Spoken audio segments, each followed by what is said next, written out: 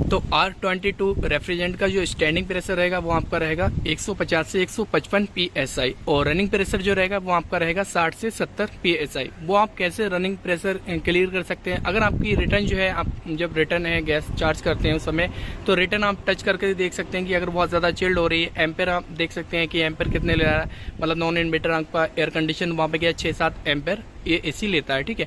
तो एम्पेयर भी आप चेक कर लें, क्योंकि गैस ओवर हो जाती है तो एम्पेयर भी आहिस्ता आहिस्ता बढ़ना स्टार्ट हो जाते हैं। तो अगर 60 पे आपकी रिटर्न अच्छी आ रही है तो आप 60 ही रनिंग प्रेशर रखें, ठीक है।